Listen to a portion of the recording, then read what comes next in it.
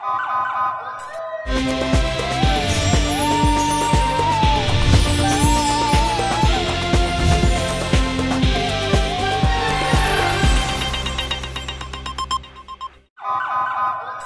پہلے نظر ڈالتے ہیں اب تک کی بلیٹن۔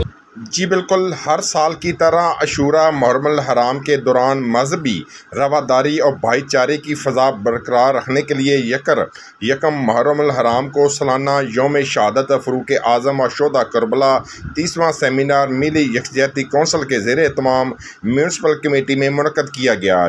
شہادت سیدنا عمر فاروق رضی اللہ عنہ اور نواسہ رسول شہید کربلا سیدنا امام حسین رضی اللہ عنہ اور ان کے ساتھ جام شہادت نوش کرنے والے 72 شہداء کی یاد میں منعقدہ امن سیمینار میں سابق M P Vehari Mian Saqib Khurshid, assistant commissioner Mirza Sajid, S P Muhammad Farooq, چاروں مکاتب فکر کے علماء اکرام، کارکنان، مرکزی انجمن تاجران اور سول سوسائٹی کی شخصیات کے علاوہ مسیح برادری نے شرکت کی۔ سیمینار سے سابق ایم پی میاں ثاقب خورشید نے خطاب کرتے ہوئے کہا کہ اسلام امن کا دائی دین ہے۔ سیدنا حضرت عمر فاروق نے اپنی جان تو قربان کر دی لیکن دنیا میں مثالی امن و امان قائم کر دیا۔ اسسٹنٹ کمشنر مرزا ساجد نے خطاب کرتے ہوئے کہا کہ محرم الحرام میں انتہائی محتاط رہنا ہوگا کیونکہ ملک و قوم کے دشمن ملک میں فساد برپا کرنے کا کوئی موقع ہاتھ سے نہیں جانے دیتے۔ ایس پی محمد فاروق نے اپنے خطاب میں کہا کہ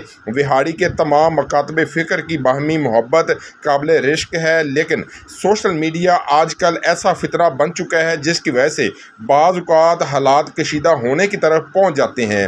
اہل تشیع عالم دین علامہ غلام قمبر عسکری نے سیمینار سے خطاب کرتے ہوئے کہا کہ سیدنا عمر فاروق وہ شخصیت ہے جن کی وجہ سے اسلام کو ترقی نصیب ہوئی۔ اسلام کے اصول کے دو منبع ہیں، ایک اہل بیت، دوسرے صحابہ کرام۔ سب سے پہلے احتساب کے لیے سیدنا عمر فاروق نے خود کو عوام کی عدالت میں پیش کیا۔ سابق خطیب دربار بابا حاجی فرید گنج شکر قاضی محمد وحاد قادری نے اپنے خطاب میں کہا کہ اسلام کی تاریخ شہادتوں سے عبادت ہے۔ اسلامی سال کا پہلا مہینہ محرم کی ابتدا سیدنا عمر فاروق کی شہادت اور اسلامی سال کا اختتام سیدنا حضرت عثمان غنی رضی اللہ عنہ کی شہادت سے ہوتا ہے۔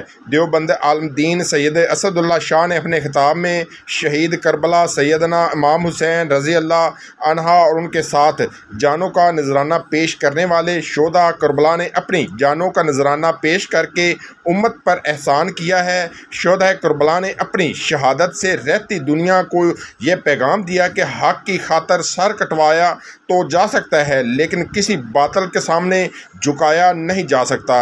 اہل حدیث عالم دین حافظ حبیب الرحمان نے کہا کہ صحابہ کرام اور اہل بیت نے اسلام کو ہم تک پہنچانے کے لیے اپنی جانوں کا نذرانہ تک پیش کر دیا۔ اگر یہ مشاہیر اپنی جانوں کا نذرانہ پیش نہ کرتے تو شاید آج ہم اسلام نام کی کوئی چیز نہ ہوتی۔